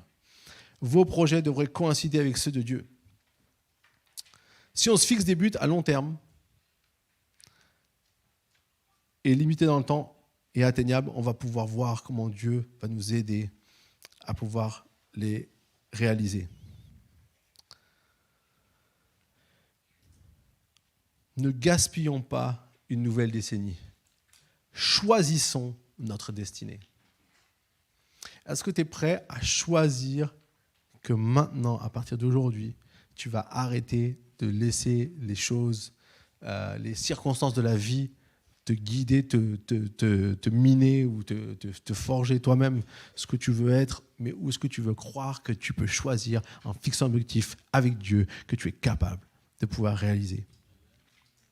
Même si on est découragé comme Job et qu'on n'a aucune raison parfois de sortir du lit, ce qui est important, c'est de nous fixer des objectifs. Attention, tous les buts ne sont pas forcément bons. On va voir maintenant, dans la deuxième partie, quel genre de but Dieu bénit-il? Quels sont les buts qui lui plaisent? Le genre de but que Dieu bénit. Premièrement, les buts qui rendent gloire à Dieu. Alors c'est évident, mais il faut le dire tout de même, il faut quand même le dire.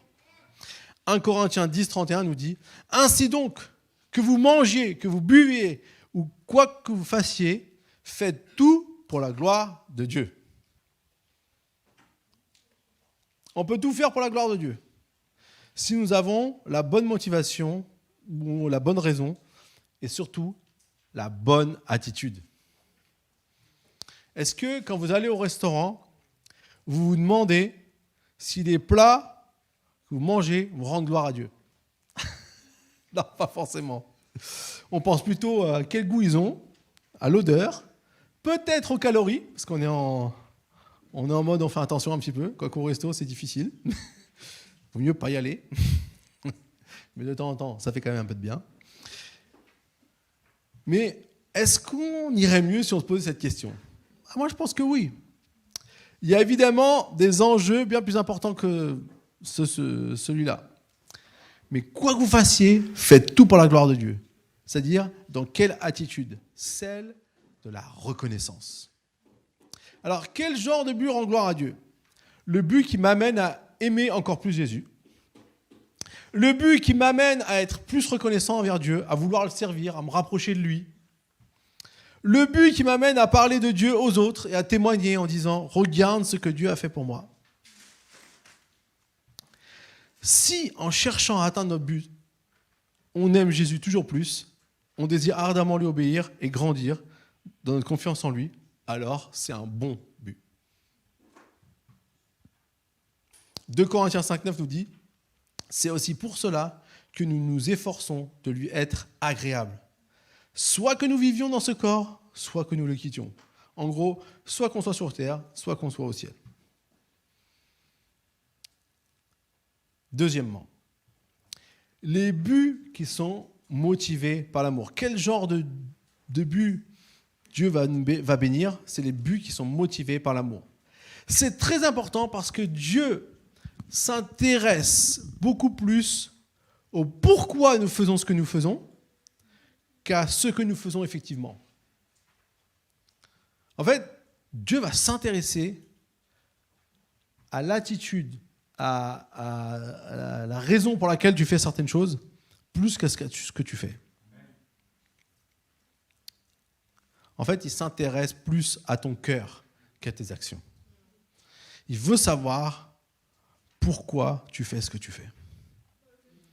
Alors, pourquoi avez-vous fixé ce but? Dieu ne va pas bénir un but motivé par la peur ou la culpabilité ou même l'orgueil. Je vais être meilleur que les autres. Certaines personnes fixent des buts sous la pression. Tout le monde le fait, j'en ai besoin, ils achètent tous la dernière version et moi aussi. Certains buts sont motivés par la jalousie et l'envie. Dieu ne les bénira pas. Certains buts sont fixés à cause du matérialisme. Je veux toujours plus, ou l'avarice. Dieu ne bénira pas un but matérialiste. En fait, Dieu bénit des buts motivés par l'amour. 1 Corinthiens 16, 14 nous dit que tout ce que vous faites soit fait avec amour. Pourquoi? Parce que c'est la première leçon de vie. Rappelons-nous, Dieu est amour. Il ne peut pas faire autre chose que aimer lui. C'est sa nature, c'est qui il est. Nous, on n'est pas que amour.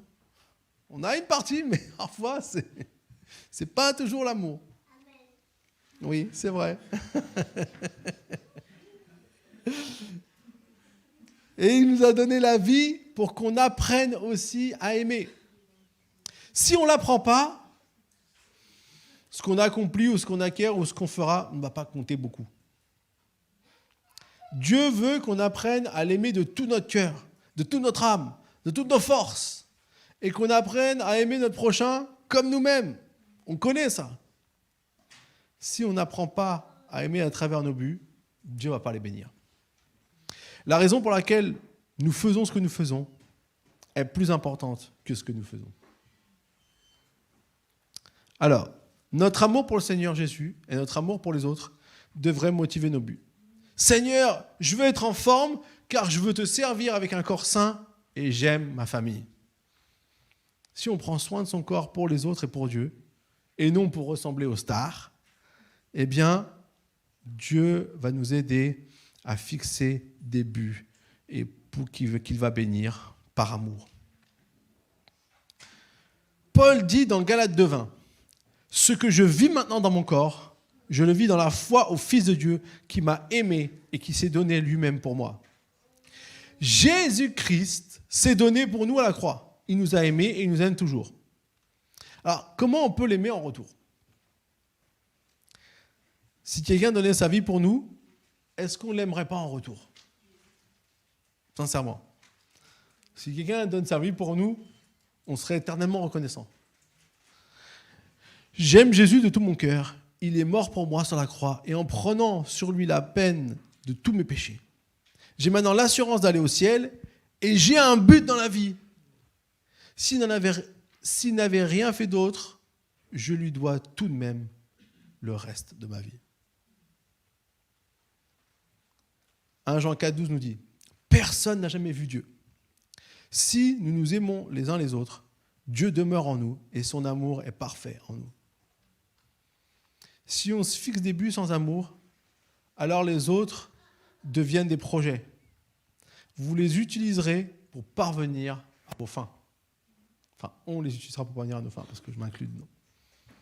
On peut passer malheureusement à côté de l'essentiel. Le genre de buts que Dieu bénit sont les buts qui rendent gloire à Dieu et les buts qui sont motivés par l'amour.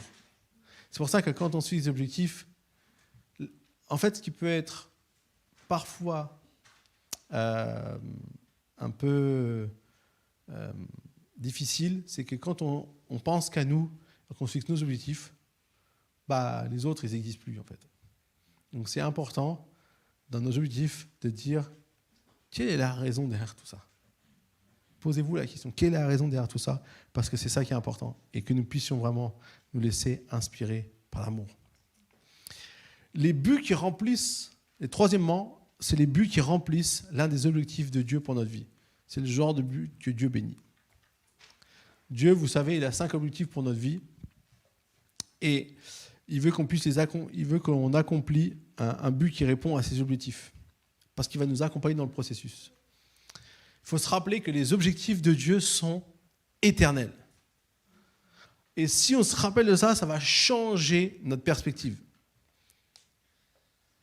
Si je crois que la vie s'arrête le jour de ma mort, alors je vais me fixer des buts à court terme et profiter au maximum de tout ce qu'il y a de bon sur la terre, puisqu'après, il n'y a plus rien. Mais si je crois, comme moi je crois, que notre vie ici-bas, de courte durée, c'est vrai, nous prépare à une éternité, on ne va pas se fixer les mêmes genres de buts. Et nos buts auront un impact sur notre vie après la mort, le jour où on va se retrouver face à Dieu.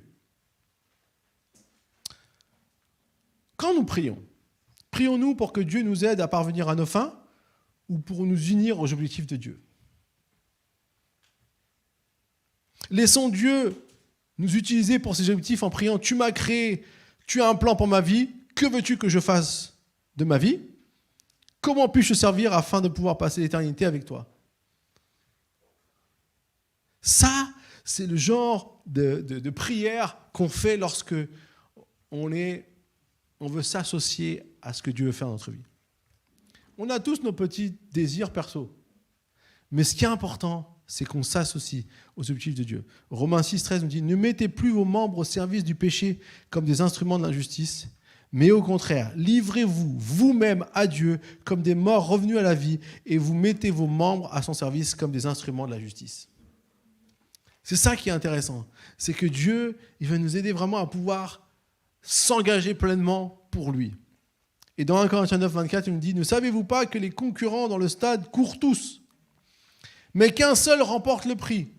Courez de manière à le remporter. » Les amis, le but ultime, ce n'est pas la vie seulement sur la terre. On est d'accord, on est humain, on a notre limite, on sait qu'un jour, on grandit, on va évoluer, puis un jour, on va mourir. Mais nos objectifs, nos buts ne doivent pas seulement être pour cette vie ici-bas, parce que sinon, on va avoir des buts limités, mais ils doivent être connectés aux objectifs de Dieu qui vont bien plus loin. Et Paul, il avait compris ça lorsqu'il parle de la course. Souvent dans la Bible, on parle de la course. Paul courait en ayant les yeux fixés sur le but afin de plaire à Christ. Comme on l'a lu tout à l'heure, il dit « C'est pas que j'ai déjà remporté, mais je cours pour atteindre la perfection. » Et la perfection, on l'atteint le jour où on va avoir un nouveau corps, où Dieu va changer notre corps corruptible en incorruptible, où il va transformer tout notre être encore. Mais l'objectif sur la terre, c'est d'aller dans cette dimension, avoir cet objectif bien plus grand que simplement ici-bas. Et il refusait de se laisser distraire. La Bible compare souvent la vie à une course. En fait, dans une course, tu ne peux pas déplacer la ligne d'arrivée. Tu mets un pas après l'autre en courant dans la direction de la ligne d'arrivée. C'est ainsi qu'on avance vers notre but. Une étape après l'autre. On fixe un grand but et on s'y attaque une étape après l'autre. Tu ne vas pas y arriver tout de suite peut-être, mais tu vas et tu avances. On va toujours subir des contretemps, on va trébucher, on va tomber. Mais la bonne nouvelle, c'est que la vie ressemble à un marathon. Ce n'est pas un 100 mètres, c'est un marathon. Dieu ne se préoccupe pas de la vitesse à laquelle on court. Ce qu'il veut, c'est qu'un jour, on puisse franchir la ligne d'arrivée. Certains, ils ont peut-être déjà choisi de courir un marathon ou un semi-marathon ou, je sais pas, un 10 km, quand vous êtes fixé un objectif, quelle joie de finalement trouver cette ligne d'arrivée. Même si c'est beaucoup plus longtemps après les autres, eh bien, c'est important. J'avais un ami de la famille de Lida, le frère de Myriam, Mano. Il a couru, je sais pas je me rappelle plus exactement ce que c'était. En fait, c'était un truc assez important. C'est quoi? Ouais, triathlon.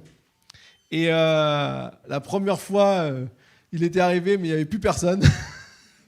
Il avait plié les gaules. Et là, cette fois-ci, il est arrivé le dernier. Mais il était encore là, tout le monde l'attendait. Et il était tellement content d'avoir réussi à arriver. Et qu'il y a encore des personnes et qu'on soit là. Et ils l'ont célébré, j'ai vu ça. Et ça c'est beau. C'est ce que Dieu il veut. Dieu, ça y est, les premiers, les premiers seront le dernier, hein, la Bible dit. Donc, c'est pas ça qui compte. Ce qui compte, c'est d'arriver. C'est comme quand il y avait plusieurs ouvriers. Il y en a qui sont arrivés tôt le matin, il y en a qui sont arrivés juste à la fin. Mais l'important, c'est de pouvoir recevoir la paye. Et Dieu les a tous payés pareil. D'ailleurs, les premiers n'étaient pas contents. Ils ont dit, ouais, pourquoi on est payé pareil? On a travaillé plus. Et Dieu, c'est pas ça qui regarde. Ce qu'il veut, c'est que tu puisses franchir la ligne d'arrivée. C'est ça qui compte. Alors, allons-y, pas après pas. Ne nous laissons pas distraire. Nous n'abandonnons pas la course. Et moi, ce que j'aime avec Mano, c'est qu'il a été jusqu'au bout. Et lui, c'est son caractère. Hein. Il va jusqu'au bout. Il va pas s'arrêter. Quatrièmement, il n'y en a plus que 2, vous inquiétez pas, on a presque fini. Il y a des oufs qui se... Quatrièmement, les buts sont fixés par la foi. On l'a déjà vu un peu tout à l'heure. Les buts que Dieu bénit, c'est les buts qui sont fixés par la foi. Oui, si on veut la bénédiction de Dieu, on doit fixer un but suffisamment grand qui nécessite un acte de foi qui nous oblige à placer notre confiance en Dieu. Si on fixe un but qu'on peut atteindre par une propre force, on n'a pas besoin de foi. Donc, c'est une liste de choses à faire. Mais je vous encourage donc à fixer un but saint dans la semaine à venir. Sans la foi, il est impossible de plaire à Dieu, nous dit la Bible. Osez prendre un risque. Quelque chose qui vous dépasse et demandez à Dieu de le bénir et comptez sur lui. Et vous allez voir qu'il va vous bénir. Cinquièmement, les buts qui sont atteints avec la puissance de Dieu. Ça, c'est très important. On n'atteint pas ce genre de but par soi-même. On doit s'impliquer. On doit nous soutenir. On doit se soutenir les uns les autres. On doit avoir la force et l'énergie pour aller jusqu'au bout. Franchement, il y a beaucoup de livres qui vous disent comment réussir. D'autres sur le développement personnel donnent des bons conseils sur la gestion du temps. Ils disent que si vous cultivez de la rancune, ça va détruire votre vie. C'est vrai. Mais tous ces livres ne libèrent pas. Vous pouvez apprendre plein de bonnes choses et c'est très bien de les lire. Rien contre tout ça, au contraire. Chercher à s'améliorer, c'est toujours positif. Mais on a besoin de compter, d'atteindre nos buts avec la puissance de Dieu. Sans la puissance de Dieu, on ne va pas y arriver. Est-ce que vous avez déjà essayé de pardonner à quelqu'un qui vous a blessé? Vous allez dire, non, je ne peux pas lui pardonner, c'est impossible. Moi, on m'a plusieurs fois déjà dit cette phrase quand je discutais avec quelqu'un qui avait besoin de vivre ça. Et on a raison. On a raison. Pardonner sans l'aide de Dieu, quand on nous a vraiment blessés, si c'est un petit truc, bon, on peut faire un petit peu, on peut s'humilier un petit peu et pardonner. Mais quand c'est quelque chose qui nous a vraiment blessés, au plus profond de notre être, humainement, c'est impossible. C'est impossible de pardonner humainement. Par contre, ce qui est possible, c'est de le faire avec l'aide de Dieu. Puisqu'il nous a pardonné en premier, il nous donnera la force et la puissance de pardonner aux autres. La Bible nous dit de ne pas nous inquiéter. Où est-ce qu'on trouve la force de ne pas s'inquiéter? Où est-ce qu'on trouve la force d'être patient? D'aimer nos ennemis. Oh là, ça c'est le truc. Ça, c'est humainement, ça marche pas. Ça va pas avec. De rester honnête alors que tout le monde triche. Où est-ce qu'on trouve cette force? En Dieu. Combien de fois on a pris une nouvelle résolution le 1er janvier et quelques semaines plus tard, on s'est retrouvé au même endroit. Proverbe 16:9 nous dit « Le cœur de l'homme peut méditer sa voie, mais c'est l'Éternel qui dirige ses pas. » C'est pourquoi on manque nos résolutions. On n'avait pas les deux choses que la Bible nous enseigne. Compter sur la puissance de Dieu et trouver quelqu'un avec qui on peut partager ses résolutions. Ou avoir un petit groupe où on peut rendre des comptes. Si on prend ces deux choses, alors on va sûrement réussir à pouvoir atteindre nos objectifs. Zacharie 4:6 nous dit, vous connaissez sûrement ce verset, « Ce n'est ni par puissance, ni par force, mais par mon esprit, dit l'Éternel, le Maître de l'univers. » Confions nos finances, notre relation conjugale, notre santé, notre carrière au Seigneur de tout notre cœur. Et puis, trouvons quelqu'un avec qui on peut partager peut-être des choses qu'on a envie d'atteindre, des choses qu'on a envie de réussir. Parce qu'on ne va pas jamais y arriver seul. J'aimerais vous lancer un défi pour cette semaine. Vous êtes prêts? Réfléchissez à ce qui pourrait vous arriver si, en fin d'année, vous pouviez être en meilleure santé qu'il y a 10 ans. Si ça ne fait pas 10 ans, 5 ans. Vous pouvez réduire.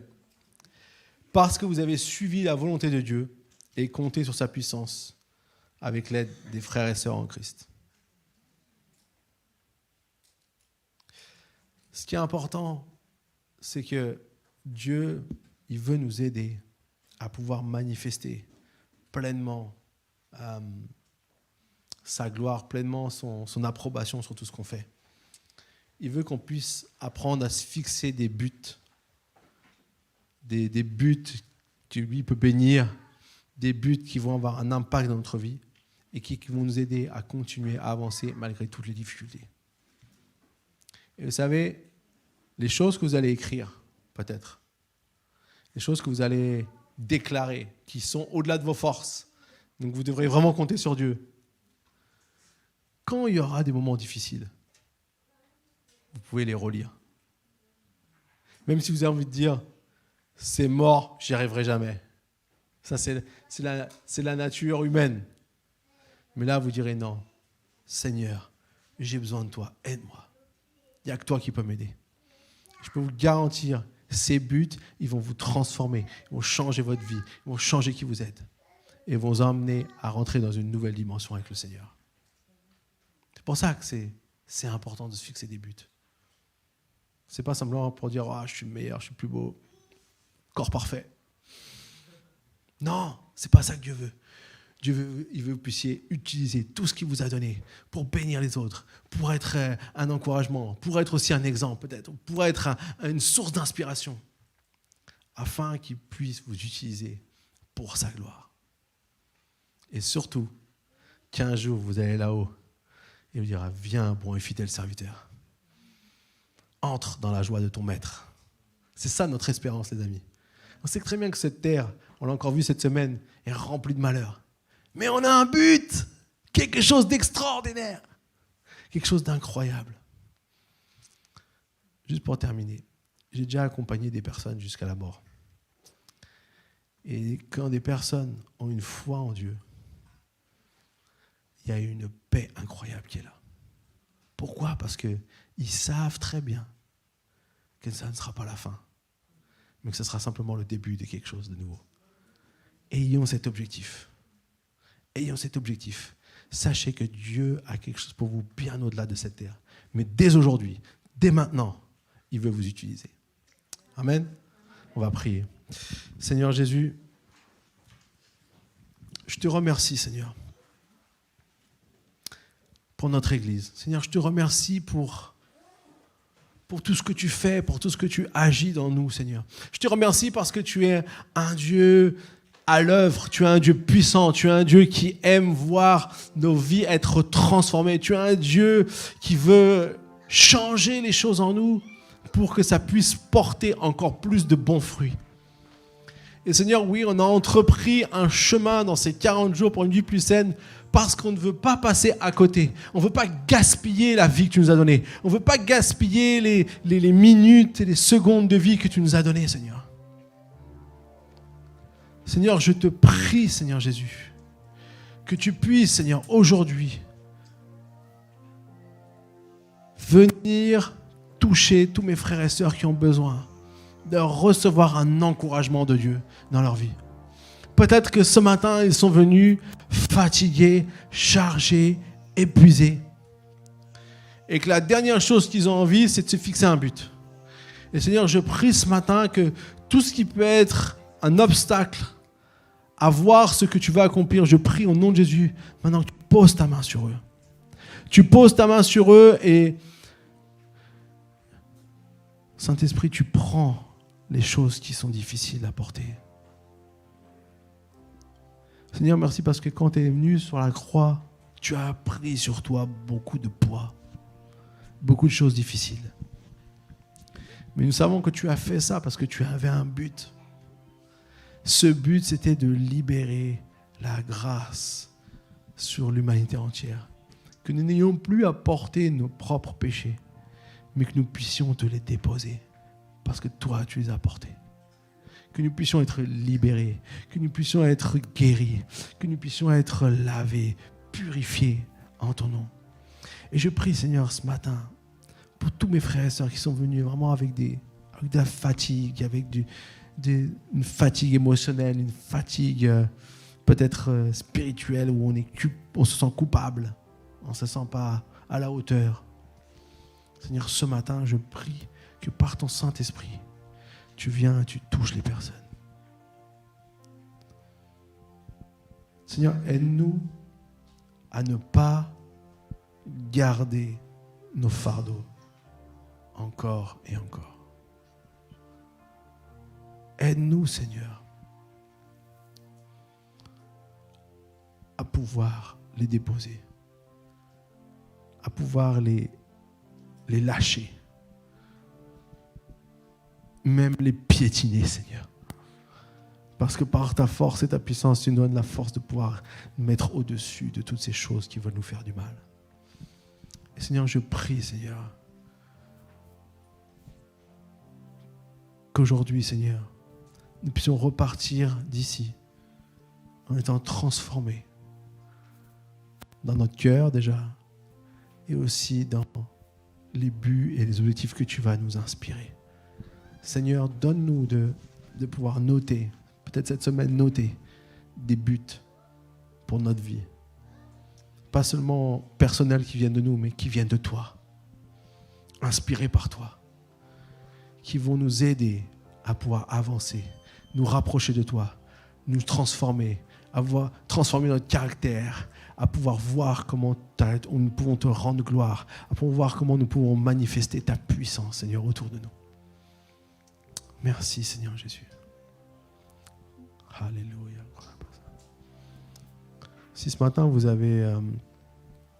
sentez que vous avez besoin que Dieu puisse vraiment vous décharger et vous inspirer ses buts, peut-être vous vous dites j'ai besoin de l'inspiration divine. Je vous demanderai juste de vous lever à votre place. J'aimerais prier pour vous. J'aimerais prier pour vous ce matin. Levez-vous à votre place.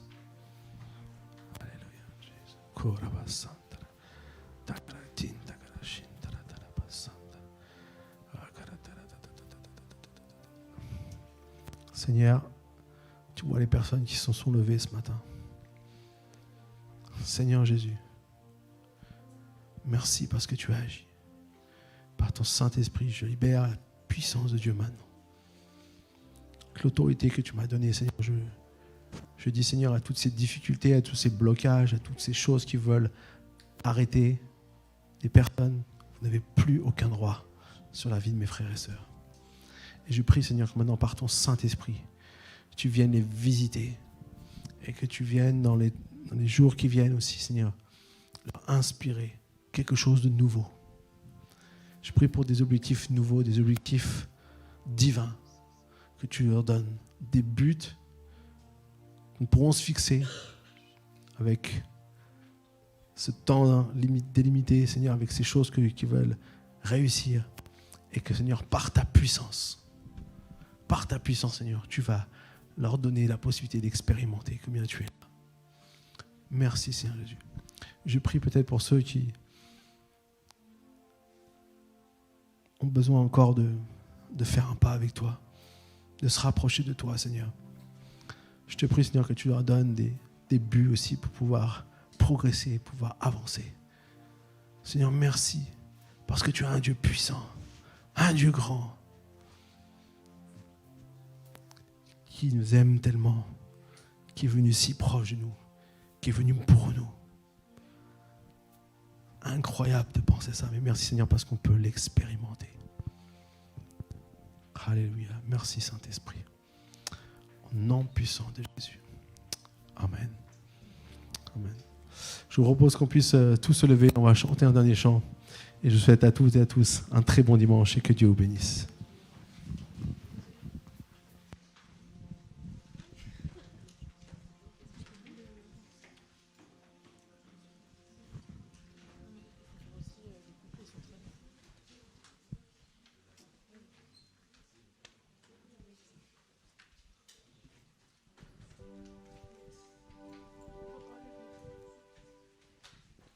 Amen.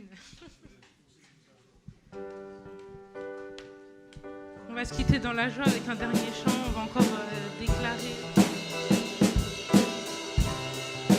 Car toi seul est Dieu, bien avant tous les temps, assis sur le trône. Oui, toi seul est Dieu, dans les bons comme dans les mauvais temps, assis sur le trône. Oui, toi seul est Dieu, car toi seul est Dieu, bien avant tous les temps, assis sur le trône. Oui, toi seul est Dieu, dans les bons comme dans les mauvais temps, assis sur le trône. Oui, toi seul est Dieu, incomparable,